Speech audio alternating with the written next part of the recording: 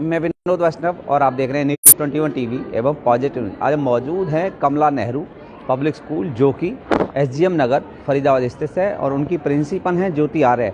उनसे सीधा सवाल है मैडम आपसे कि किस तरीके से वार्षिक परीक्षा एवं बोर्ड की परीक्षा की बच्चे तैयारी कर सकते हैं। वार्षिक परीक्षा के लिए स्टूडेंट्स वैसे तो स्टार्टिंग से ही बहुत ज़्यादा सीरियस होकर पढ़ते हैं बोर्ड क्लासेस में, पर फिर भी प्रत्येक जो इंटेलिजेंट बच्चे हैं उन्हें सिर्फ एनसीईआरटी ना करके एक्स्ट्रा हेल्प बुक्स में से भी क्वेश्चंस करने पड़ते हैं। दीपक है, यू लाइक है, एग्ज़ाम आइडिया है, उनमें से भी प्रैक्टिस करनी चाहिए। और जो बिलो एवरेज स्टूडेंट्स हैं उनके लिए या एवरेज स्टूडेंट्स हैं उनके लिए मेरा कहना ये है कि in place of full syllabus करने के अगर वो 70% बहुत अच्छे से 2 बार या 3 बार कर लेते हैं तो मुझे नहीं लगता कि कोई भी स्टूडेंट फेल होगा या किसी भी सब्जेक्ट में रह सकता है। जी मैडम, एक सवाल और जो प्रमुख सवाल है कि कई बार कई स्कूलों में ऐसा देखा है कि छात्र को खड़ा कर दिया जाता है और उसको कहा जाता है कि आपको एडमिट कार्ड नहीं दिया जाएगा क्योंकि आपकी फीस नहीं आई है। इस तरीके की चीज़ें उसको कही जाती है बच्चे को, और मानसिक तौर पे बच्चा क्योंकि एग्ज़ाम है तो एग्ज़ाम के भी दबाव में है।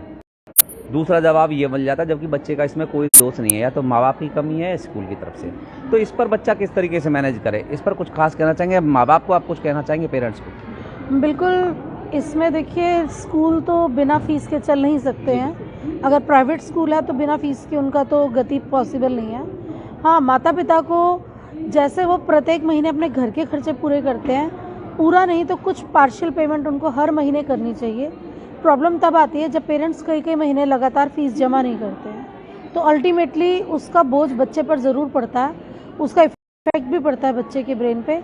लेकिन अगर बच्चा समझता है परिस्थितियों को तो बजाय इसके कि उनका एडमिट कार्ड रोका जाए, उनका जो आपकी मार्क लिस्ट आती है और टीसी रोका जा सकता है। स्कूल वाले भी इस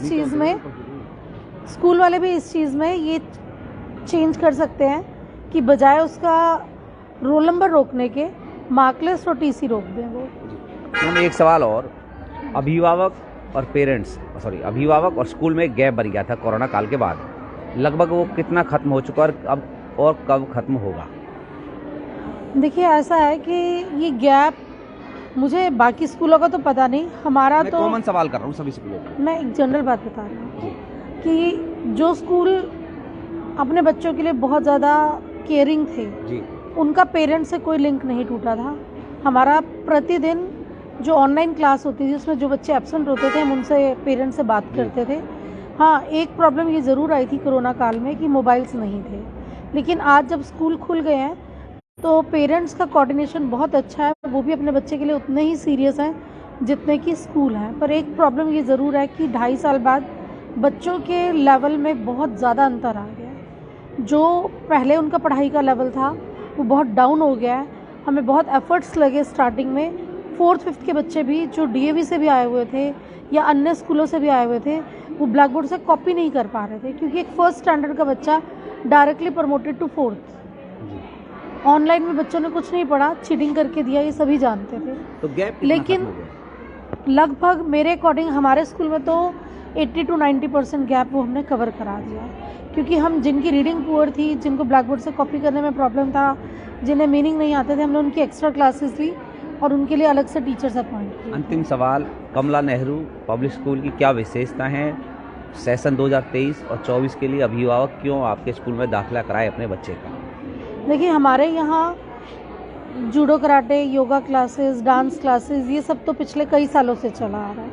लेकिन इस बार क्योंकि कोविड की वजह से बच्चों का लेवल बहुत डाउन था, तो हमने एक नई चीज़ इम्प्लीमेंट की थी कि एक अलग से टीचर अपॉइंट किए गए जो 1st से 5th तक के बच्चों के वीक बच्चों का, जिनका रीडिंग पुअर है, जिनका बेसिक कॉन्सेप्ट नहीं है प्रॉपर, उन बच्चों को क्लास में तो वो कुछ कर नहीं पाते थे, उन्हें अलग से बाहर लेके उन्हें पहले उनका बेसिक कॉन्सेप्ट कवर कराया गया और फिर उनको आगे उस क्लास के लिए पढ़ाया गया। अपील करना सिमिलरली, हाँ जी बिल्कुल सर, कि चाहे वो बच्चा मेरे स्कूल का है या नहीं, ये पेरेंट्स को भी देखना पड़ेगा कि अगर बच्चा पिछले 2-2.5 साल में बिल्कुल नहीं पढ़ा तो उन्हें अपने बच्चे का पहले बेसिक कॉन्सेप्ट बनाना पड़ेगा। इस बेसिक कॉन्सेप्ट में ज़्यादा से ज़्यादा 3 महीने लगते हैं। बच्चे का बेसिक कॉन्सेप्ट एकदम क्लियर हो जाता है उसके बाद आप उसे 3rd में पढ़ाइए, 5th में पढ़ाइए, जिस क्लास का वो स्टूडेंट है उसके अकॉर्डिंग वो चल जाएगा। तो अगर हमारे यहाँ पेरेंट्स ट्रस्ट करके भेजेंगे तो डेफिनेटली उन्हें खुद महसूस होगा कि हमारा बच्चा पहले से बहुत कम से कम नहीं तो उनमें 70% का चेंज वो खुद फील करेंगे, चाहे वो डिसिप्लिन के मामले में हो या पढ़ाई के मामले में। एक सवाल और है, मैंने कई स्कूलों में ऐसा देखा कि बाई चांस टीचर बनते हैं, बाई चॉइस नहीं। तो आप इस पर क्या कहेंगे, बाई चांस टीचर ज़्यादा अच्छा है, बाई चॉइस ज़्यादा टीचर अच्छा है? अब मैं आपको एक बहुत बड़ी सच्चाई बताती हूँ, मैं खुद एक बाय चांस बने हुए टीचर हूँ, लेकिन ऐसा नहीं है। जब मैं टीचिंग में आई तो मुझे लगा कि शायद यही मेरा पैशन था। जब मैं बच्चों को पढ़ाती हूँ तो मुझे नहीं पता चलता कि रात के 8 बज गए या 9 बज गए या शाम के 5 बज गए। पेरेंट्स की कॉल आती है कि मैम आपने 5 बजे का बोला था, बच्चे अभी तक घर नहीं आए। तो मुझे लगता है अरे ये क्या हुआ, टाइम का ध्यान रखना पड़ेगा। अब आफ्टर अ लॉन्ग एक्सपीरियंस मुझे बच्चों को टाइम के अकॉर्डिंग छोड़ना, मैंने मैनेज करना सीख लिया है। वरना ये एक्चुअल में जो मिथ्स बाहर की कंट्रीज ने फैला रखा है ना कि आपका जो सब्जेक्ट अच्छा है you are master of that. मैं इंडियन मैथोलॉजी की फ़ैन हूँ। जो गुड है वो गुड इन ऑल स्ट्रीम्स होगा, जो बैड है वो बैड इन ऑल स्ट्रीम्स होता है। It depends on the hard work and your practice. मेहनत ही सब कुछ है। इंडियन मैथोलॉजी तो ऐसे ही मानती है कि आप जिसकी जितनी प्रैक्टिस करोगे वो आपका अच्छा हो जाएगा। धन्यवाद। चलिए, आप सीधे तौर पर कमला नेहरू पब्लिक स्कूल से जुड़ रहे हैं और मैं इनकी विशेषताएं आप देखेंगे। देखिए, हर स्कूल अपनी विशेषताएं दिखाता है। तो अब मैं फ़ोटोज़ के अकॉर्डिंग मैं आपको बता दूं कि फ़ोटो जगह जगह इन्होंने लगा रखे हैं। और कुछ मैडम आप बताना चाहें किसी एक फ़ोटो के बारे में स्पेशल, तो आपकी इच्छा है जी। अभी हम कृष्णपाल गुर्जर जी का इंटरव्यू लेने गए थे जी, बच्चों को मिलाने के लिए। हाँ जी, तो ये बच्चे इंटरव्यू लेने गए थे उनका। अच्छा। ये रही फोटो। देखिए, ये आप देखेंगे कमला नेहरू पब्लिक स्कूल के बच्चे स्पेशल जो केंद्र में मंत्री हैं कृष्णपाल गुर्जर, उनका इंटरव्यू किया। उनके ऑफिस के कार्यालय की तस्वीरें हैं, आप देखेंगे। तो बच्चों ने उनसे टिप्स जाने, उनसे टिप्स जाने कि किस तरीके से सक्सेस हो सकता है इंसान आम जिंदगी। जी मैम। जब इंटरव्यू लेने गए तो उनके पीए ने हमसे ये बोला कि सिर्फ 2 या 3 क्वेश्चन पूछना, इससे ज़्यादा नहीं।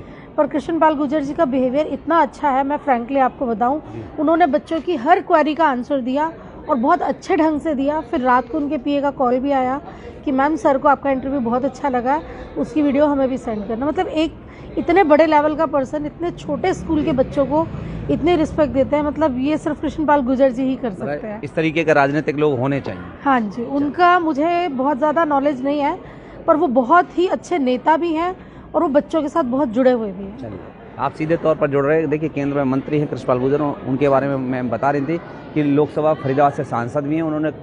और कमला नेहरू पब्लिक स्कूल के बच्चों ने जब उनसे बातचीत की एक इंटरव्यू के दौरान, तो उन्हें बड़ा अच्छा लगा कि हाँ भाई, इस तरीके के बच्चे अगर स्कूल के हैं और स्कूल के बच्चे इतने अच्छे से किसी केंद्रीय मंत्री से बातचीत करने में सक्षम है, तो निश्चित तौर पे यह स्कूल बहुत अच्छा होगा। आप देखेंगे कि बच्चों को, देखिए आप सुबह सुबह के बच्चों को भी देख लीजिए किस तरीके से बच्चों को मजबूत करने के लिए, शारीरिक तौर पर एवं मानसिक तौर पर मजबूत करने के लिए सुबह सुबह इस तरीके की चीज़ें सिखाई जाती हैं। आप सीधे तौर पर जुड़ रहे हैं हमारे साथ, बहुत बहुत धन्यवाद।